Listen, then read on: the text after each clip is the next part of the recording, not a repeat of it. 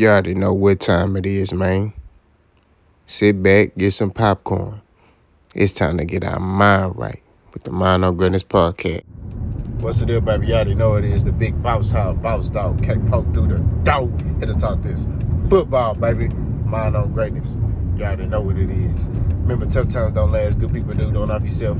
Caught up in the hotline. Remember, you matter. Peak game. 84's on what sway. All right. Gonna start the bad news first. Stefon Diggs tore his ACL. He's out for the season. This is a blow for the Texans. Stefon Diggs, man, it just sucks for him, bro. You know what I mean? I feel like he was kind of finding his groove. I feel like the offense, you know, I won't say they were finding that groove. The offensive line is not good in pass protection.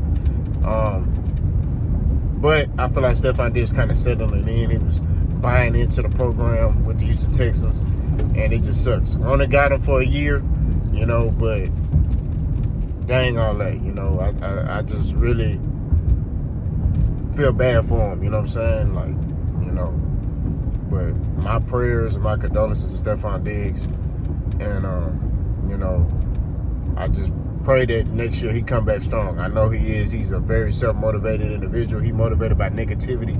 I know he gonna use this in the right manner. You know, hopefully he can re-sign with the Texans next year. You know, I don't know where he signs, you know, but it just, you know, it's a big blow. What's next for the Texans? It's next man up, you know. Tank Dell's wide receiver 1. They got to figure out how to get him the ball, and maybe this kind of open things up. Because I think the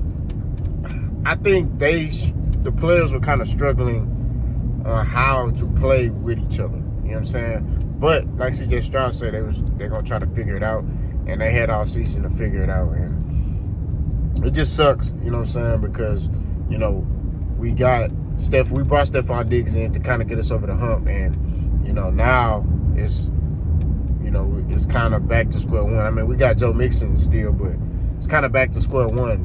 You know, we don't know when Nico's coming back because, you know, he got a hamstring issue, and then, you know, you got Tank, who's very capable of being a wide receiver number 1. You know what I'm saying? But you know, it's time for the other guys to step up. We need John Mitchell to step up, Xavier Hutchinson to step up. We need those guys to, you know, step up and do their thing, and to be able to keep the offense going. You know what I'm saying? So we definitely shall see, you know, how this offense looks. But the Houston Texans are going into a short week. They're playing Thursday night. They're playing in 2 days against the New York Jets. And it's going to be a tough game. You got Aaron Rodgers and the New York Jets who are coming off a loss. A lot of people are looking at the Jets as a mess. I don't look at them as a mess. I just look at them as they trying to figure things out. They got a lot of talent on their team. But I think it starts with the QB. It's a lot of stuff, you know, I'm hearing about them. But like I said, I don't look at it as a mess. I just think they just trying to figure things out. You know, Aaron Rodgers did not play last year, so they trying to all figure each other out and figure out how to play with one another. You know, they just added Devontae Adams, and, you know, they're all just trying to figure out how to make this thing work. That's a dangerous game for the Houston Texans. You know what I mean? The New York Jets is, you know, they're going to come into this game hungry. They playing at home. That field up there is different. You know what I mean? You know, that's just weird. When I mean different, I mean it's trash. You know what I mean? I see a lot of people, players are complaining about that field up there. And this is a game where the Texans got to be on their P's and Q's. They got to come in here and take care of business. You got a team that's, you know, I think 4 games under 500. And, you know, they're coming off a loss to the New England Patriots, who they're tied with. I think to be at last in the NFC East, or AFC East, excuse me. So it's a game the Texans must take care of business. You know what I mean? You got that Jets defense that's pretty good. You know, they got Sauce Gardner They got, C.J. Mosley. They got Quentin Williams. They got Quentin Williams' brother, a linebacker. Like, they got some dogs on their team, bro. You know what I mean? And the Texans have to come in there and take care of business. I think the key thing for the Texans, is they got to run the football. They got to be able to run the football, keep Aaron Rodgers on the sideline. So they got to use Damian Pierce. They got to use Agumbawale. They got to use Joe Mixon. I think the Texans got to. This is a game where the run game is very key. You know what I mean? I wouldn't even really be looking to throw the ball that much in this game. I would be looking to run the football. I'll be looking to run the football. I'll put all the running backs know, hey, y'all gonna tote that mud this week. Y'all gotta soften up that Jets defense. You get what I'm saying? So I would run the ball. I would do 60-40. So I would do 60% run, 40% pass this particular game from the Texans, and use play action pass to be able to get Dalton Schultz the ball, to get Stover the ball, to get the other tight end. I forgot his name. I don't think it's Quentin Toriano. The other tight end, the backup tight ends, and also Tank Dell the ball. You know what I'm saying? Xavier Hutchinson the ball, John Minchie the ball, Robert Woods the ball. If I was the Texans, I would start Robert Woods this game. I would start Robert Woods and maybe put Xavier Hutchinson. And Xavier Hutchinson, when he gets on the field, move Tank Dell to the slot. I would let Tank Dell really eat a lot out the slot this game. And, if Sauce Gardner matches up against him, then, fine. That frees up, Robert Woods and the rest of these guys. But this week, 60% run, 40% pass for the Texans. And I think if the Texans able to get over 100 yards, each game Joe Mixon has played, he's able to get over 100 yards rushing. I think as a team, though, I don't see Joe Mixon himself getting over 100, but I think as a team, they'll be able to get over 100 yards rushing. I think if the Texans are able to get between 125 and 150 yards rushing on the ground, they can win this game. And I got the Houston Texans winning this game. A close one. I say 17-14. I think it comes down to a last-minute drive, right? So I got Texas winning 17-14. Now for the Jets, what they got to do is, I think with that Houston Texans defense, they got to attack the nickel, right, which would be Petrie. I think putting Wilson on Petrie, you know what I mean? Just getting Petrie in situations to where he has to cover, right? Also the Texans would not have Al-Shaair, you know what I mean? So they don't have him. So playing matchups, right?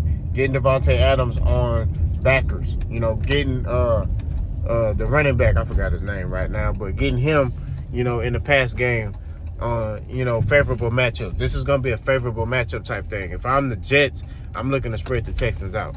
The Texans are pretty good against the run, so I would not be looking to run the football as much. I would run the football just to keep them honest.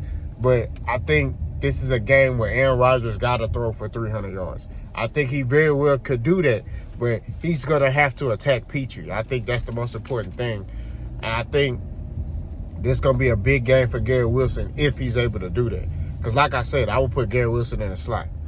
You know what I mean? And let him cook Petrie. That's just what I would do if I'm the New York Jets.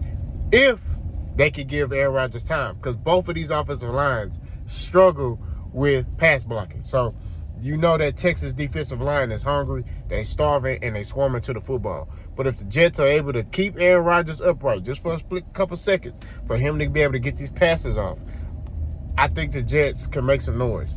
If they're able to keep Aaron Rodgers upright, I got the Jets winning this game 21-14. But like I said before, I think the Houston Texans will win this game 17-14. All right? Now, let's talk about the elephant in the room. We talking about what's his name? Indianapolis Colts quarterback, right? Anthony Richardson. Y'all excuse me. I'm parking right now. Anthony Richardson, okay, tapped out of a game. What game you talking about? The Texans game. He tapped out that game Because he was tired. I played football. I played high school ball. And I've watched a lot of football. I've never in my life seen anybody do that.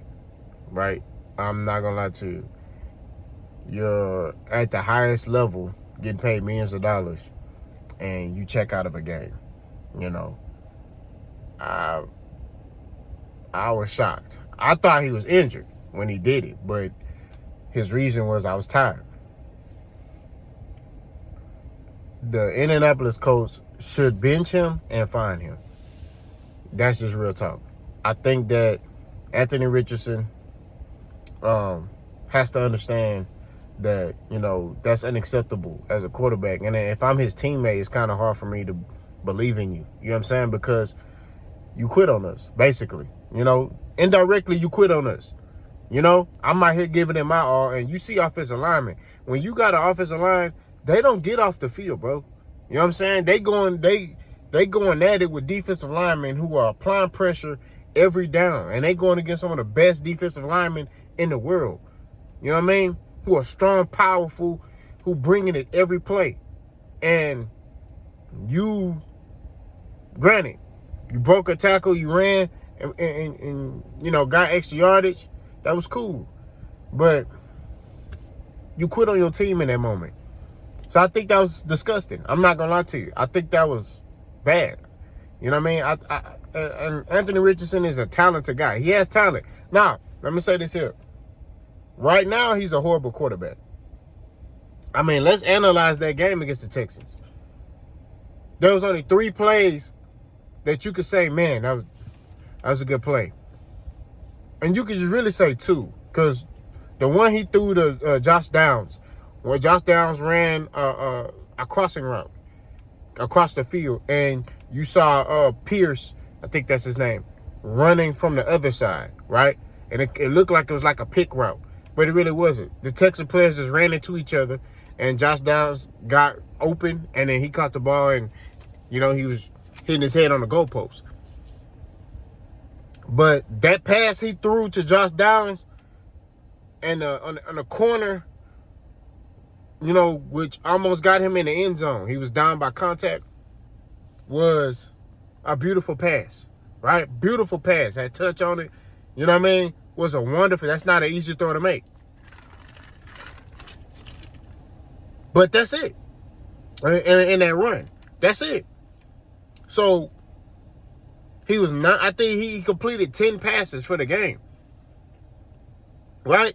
And before he threw that pass, that crossing route pass to Josh Downs, he was like 2 for 10 or something at that point, 2 for 9, right? So, like, he's not really efficient as a passer, right? Now, most people may say, oh, the coach are not putting him in situations to succeed. And in reality, they are. It's not really difficult plays they call it. You know what I'm saying? He's missing a lot of throws, you know? He's missing a lot of throws, okay? But then he'll make up for it with a big throw, a big play. You know what I mean? So you see the talent, you see the skill, you see it. Like, he has it.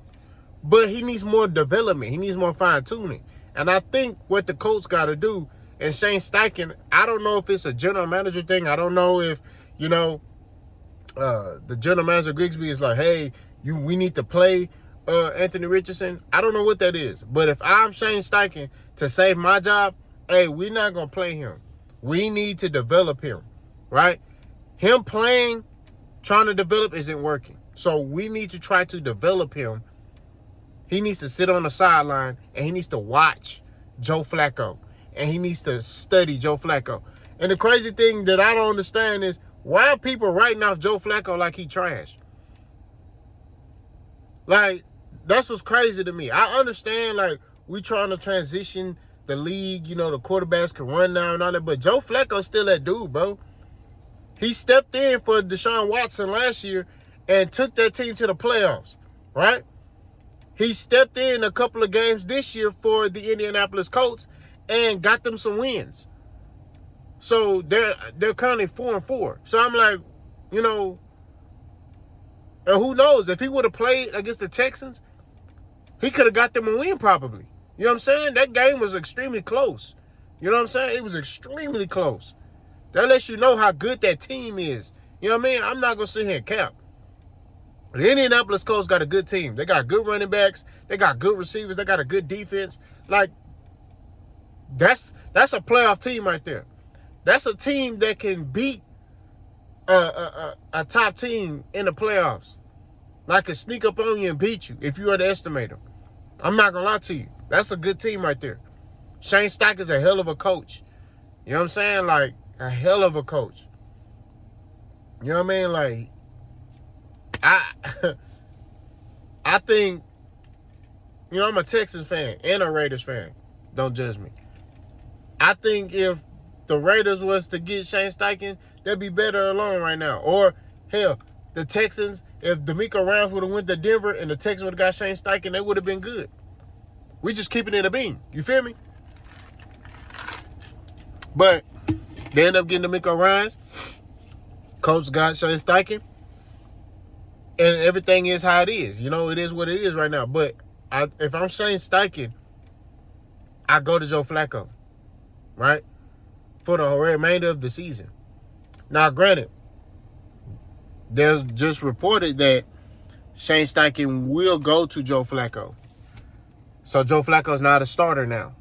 But it was due to Anthony Richardson's comments. But I'm like, why did it take him to say that for you to be like, oh, yeah, we're going to go with Joe Flacco now? No, you should have went to Joe Flacco.